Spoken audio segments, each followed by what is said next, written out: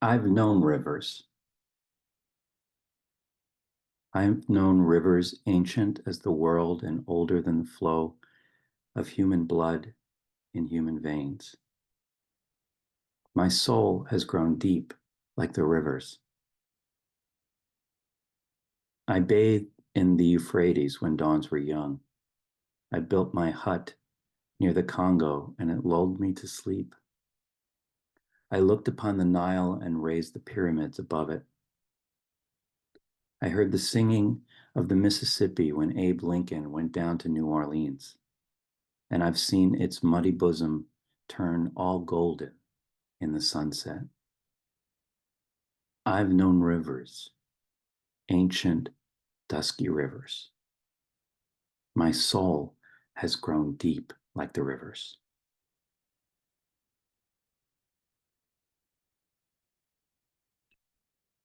Let's take a comfortable seat.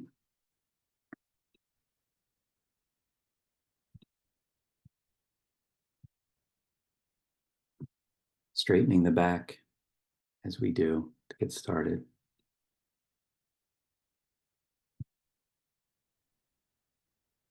Lengthening the neck.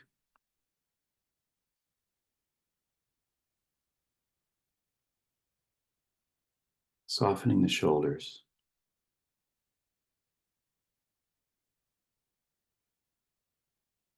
And just by a millimeter, you notice you're sitting a little straighter, a little taller. A millimeter of a difference.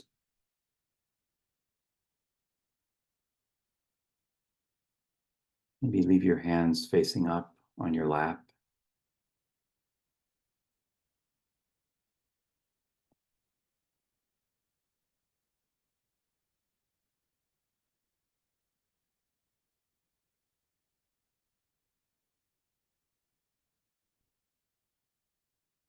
And then everything relaxing from the crown of your head,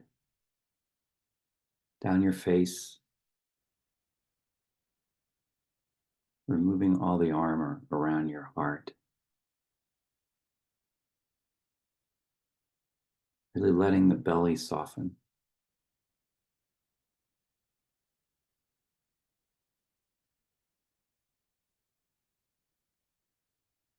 So that everything is hanging on this pillar of light going down your center.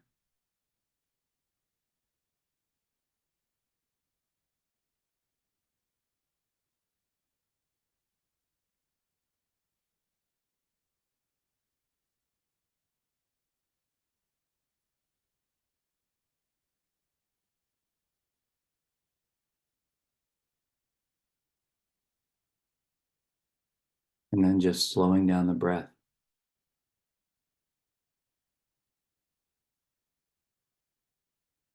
4 counts going in, and then pausing just a little bit at the top of the inhale, and then exhaling to the count of 5.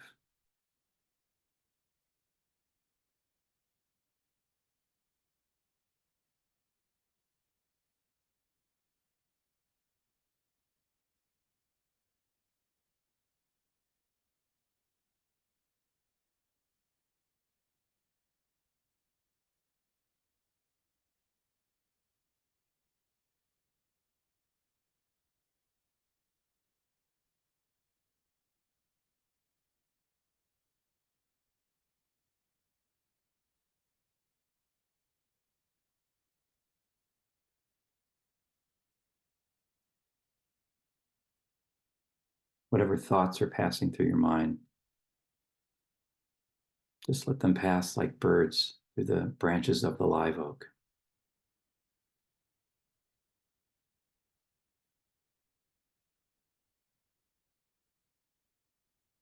It's said that the brain secretes thoughts like the mouth secretes saliva. It's just a natural function of the organ.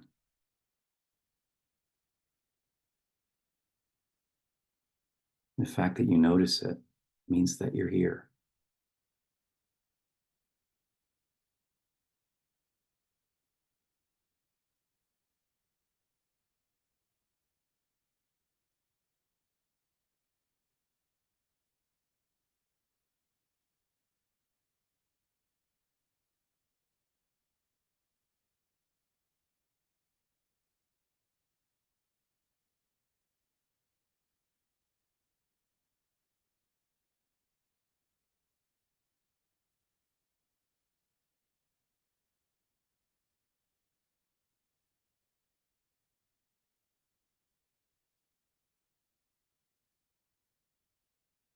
Now just feeling the aliveness starting in your feet.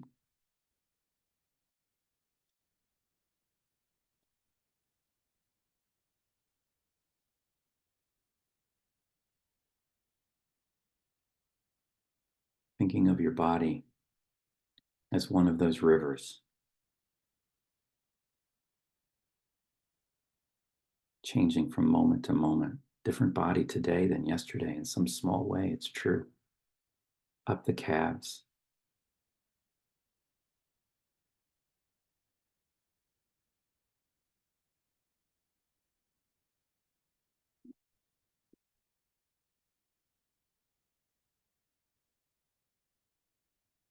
offering a little thanks or acknowledgement to all the parts that are working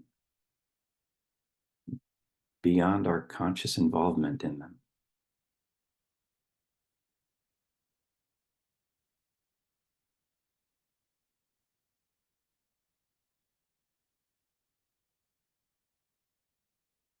Around the knees and in the thighs.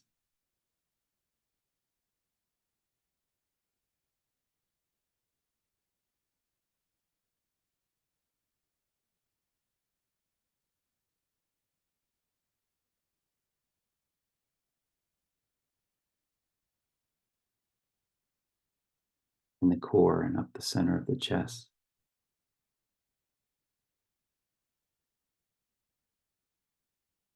Little thank yous to all the parts.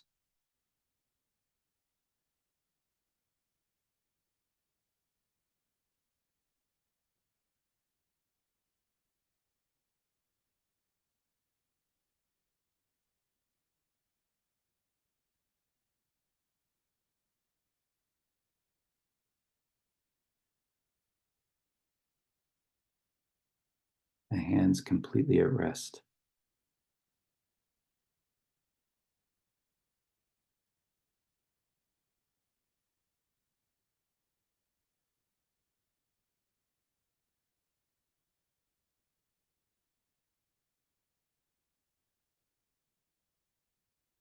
Now just bring your focus to the center of your forehead in between the eyebrows.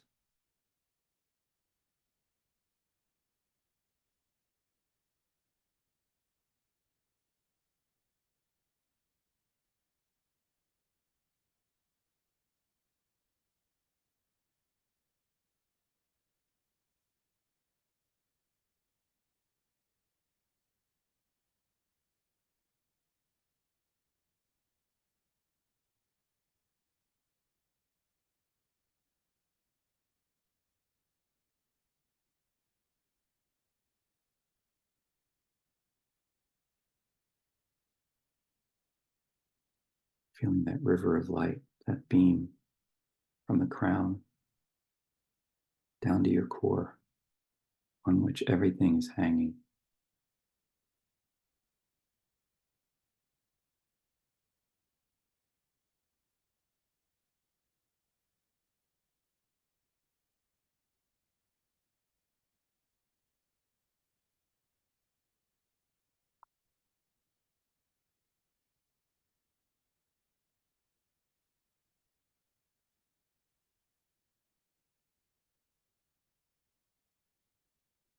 The Negro Speaks of Rivers. I've known rivers. I've known rivers ancient as the world and older than the flow of human blood in human veins. My soul has grown deep like the rivers.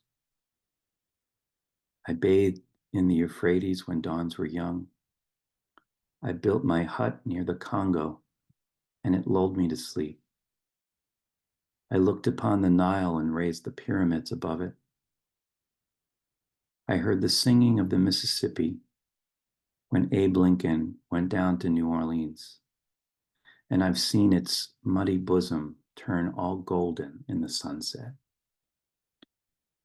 I've known rivers, ancient dusky rivers. My soul has grown deep like the rivers. If you're like me and you came across this poem when you were 20, in some way it changed you. I talk about the few poems that I was reading at that time that really spoke to me as if I were speaking them. One is Hart Crane's poem, My Grandmother's Love Letters, which was written right around the same time, I think even in the same year. Langston Hughes wrote this poem when he was 17, and it was published in 1921 when he was 20. So it was written really around the same time as a 19-year-old Hart Crane writing his. But there's a kind of transmission that takes place in a poem like this. It's a little magical for me. My first thought is that I can't talk about it. And yet it's such a natural counterpart to Whitman's Live Oak poem from last week. Only instead of a live oak in New Orleans, we have the source of the Mississippi River ushering out of New Orleans, and a very different kind of New Orleans, I think, too, than the one Whitman was talking about from 1848 in his experience as a white man going down to Louisiana. I also talked about my river stone last week, and I brought it in to show you all. This is the little sticker on the bottom that my grandfather put there to commemorate their finding it in 1951. And here's the stone that looks like a clam. In the river, like Heraclitus says, you can't step into it twice. You're different and the river is different every time you encounter it. But there's a kind of constancy and a sacredness to the river in this poem that offers a non-dualistic flavor. There's a river that crosses through time and space of which I identify, or with which I identify. And then there's the difference in the emotional experience that we have with each of these rivers, the Euphrates, the Nile, the Mississippi. This is really a poem about suffering and transformation. It's a poem about turning the mud into the gold. If you look back at the poem, he says, I've seen its muddy bosom turn all golden in the sunset. So even as a 17-year-old, whether he knew he was doing it or not, he was traveling down the Mississippi toward Mexico to visit his father. And going into the South, feeling all of that strangeness and that scariness that a young Black man traveling through the South feels, whether in 1918 or in the present moment. And I think of this line from Thich Nhat Hanh, the way out of your suffering, he says, depends on how you look at it. That's why you have to embrace your suffering. Hold it close, hold it to your chest, and look deeply into it. It's amazing that the 17-year-old who wrote this poem knew that truth. The way out of your suffering depends on how you look at it. That's why you have to embrace your suffering. Hold it close to your chest and look deeply into it. And he's really doing that. He's saying, my soul has grown deep like these rivers, rivers that carried suffering, rivers that carried separation and loss, rivers that carried nourishment and bounty. He really takes the source of generational trauma and uses it as a way of seeing his own enormity. There's another term from Buddhism called the Dharmakaya, which I talked about with Hopkins last year. There are three bodies of the Buddha. There's the actual body. There's the body of joy. And then there's the body of the Buddha's teaching. And it's said that you can find the Buddha's teaching, the Dharma, if you look deeply into anything. Just choose it and look as deeply as you can into that thing, and you'll find the teaching there. The body of the Buddha is everywhere. Thich Nhat Hanh says again, people who are awake can hear the Dharma being preached in a pebble or the cry of a baby. Well, here we have Langston Hughes hearing the Dharma in the movement of the river. It talks about the mud and the history of the Mississippi and New Orleans. And it talks about the gold, which is the role of Black cultures in shaping civilization. And like I say, it crosses all of this time and all of these lifetimes with this lyrical I. That is Hughes, but it's not just Hughes. When he says my soul, he's speaking for a whole population. It was also written at the time, if I can share this, of the Great Migration. Let me see if I can find a way to get back into my share. Jacob Lawrence. You can actually see this at the Phillips Gallery. And here you see people moving like a river from the south to the north into these new spaces, these urban spaces, Chicago, New York, St. Louis, exact same time. So I'm sure that this movement of rivers in the poem is alluding at least a little bit to the movement of people like a river from south to north. Going back to the poem.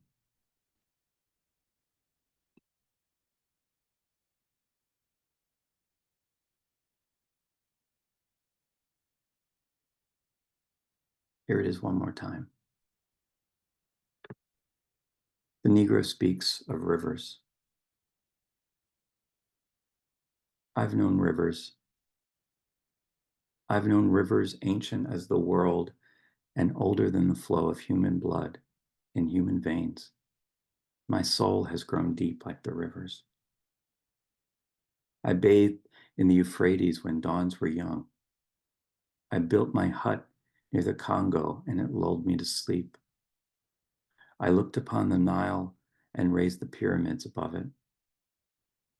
I heard the singing of the Mississippi when Abe Lincoln went down to New Orleans, and I've seen its muddy bosom turn all golden in the sunset. I've known rivers, ancient, dusky rivers. My soul has grown deep like the rivers.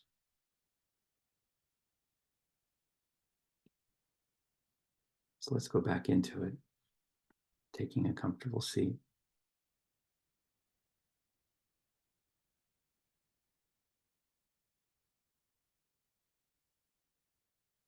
Lengthening the back.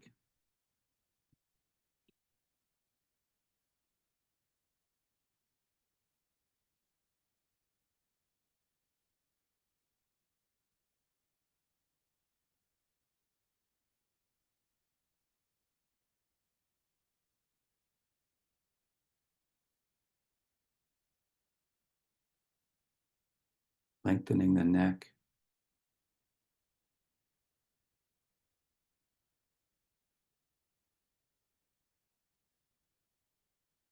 Softening the shoulders.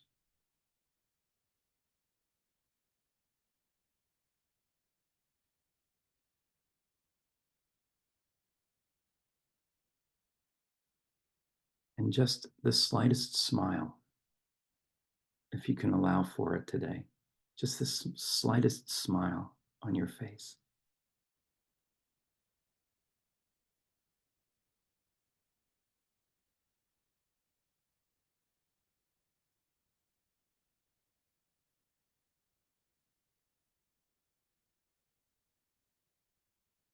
And as I like to say, just moving that smile down into your chest.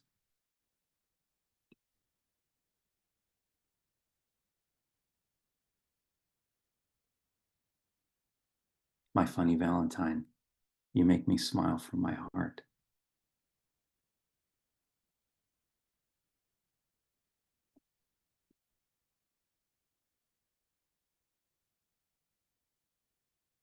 The smile in the heart goes deepest when you've looked into the suffering of others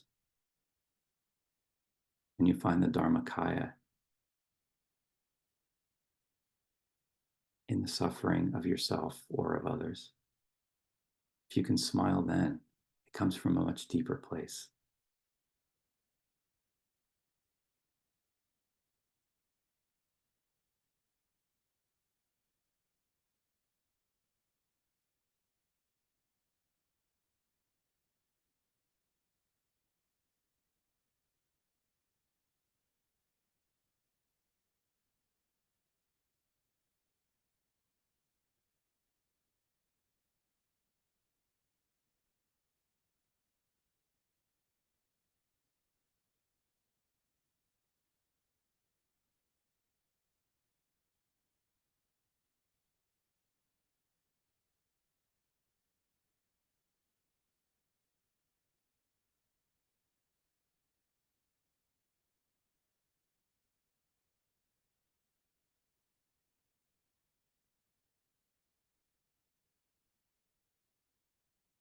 you find your mind racing, congratulations. You made it back here. You're noticing. What really matters is your awareness.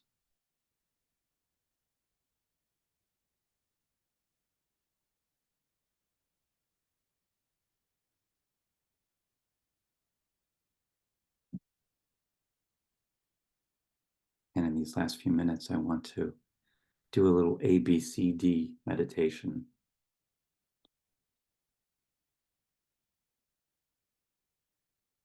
This is something that I came up with when I was teaching my first mindfulness classes. The A is for as it is.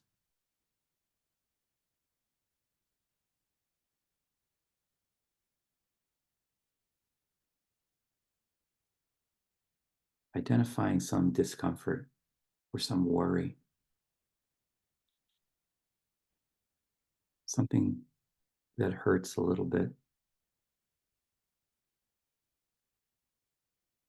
or that you can't quite let go of.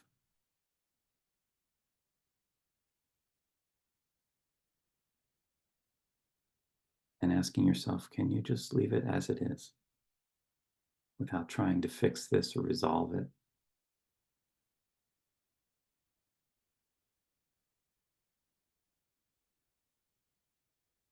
Can you offer it kshanti, spaciousness, forbearance, inclusiveness? Can you create a space that's big enough to hold that too? And just leave it as it is.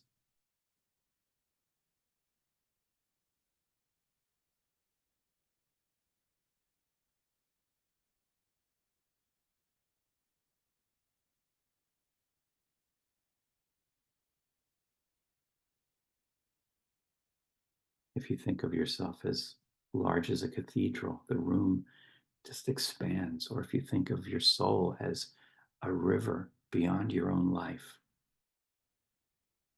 it's possible.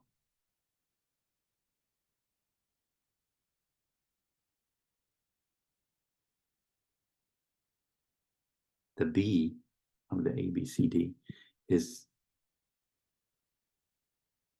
being here.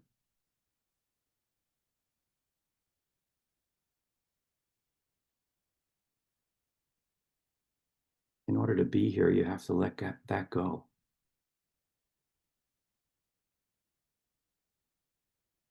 It's not so bad.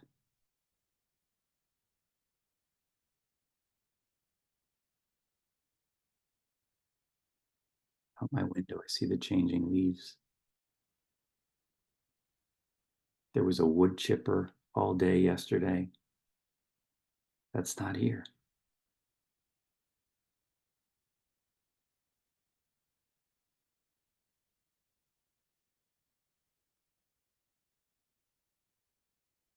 It's not a Pollyanna kind of optimism. It's just looking at what's here.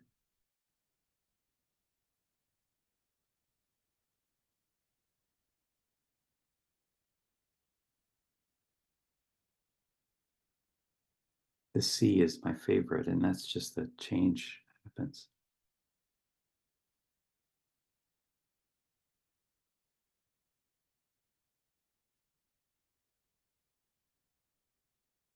I was telling somebody this morning that my mother used to say when I was a little boy, today's another day with no mistakes in it. But I really had a hard time believing her. I would come down to breakfast, and this is true. I would sit through all of breakfast with my eyes closed because I wanted to go back to bed. I dreaded a day so much.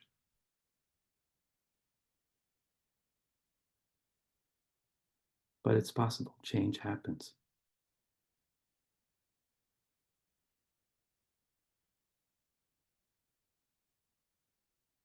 Just wrapping your discomfort in that.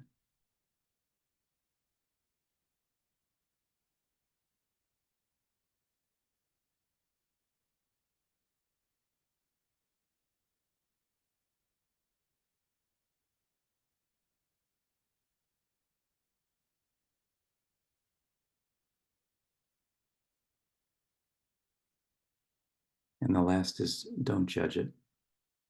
Don't judge how you're feeling about this discomfort or this pain, this suffering. Just look deeply into it. As Thich Nhat Hanh says, just embrace it.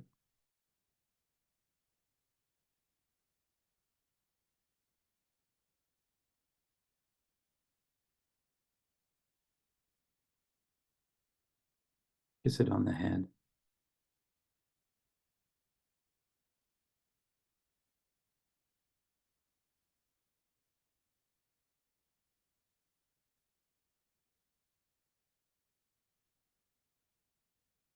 Turn the mud into a lotus. Here's the Negro Speaks of Rivers. I've known rivers. I've known rivers ancient as the world and older than the flow of human blood in human veins. My soul has grown deep like the rivers. I bathed in the Euphrates when dawns were young. I built my hut near the Congo, and it lulled me to sleep.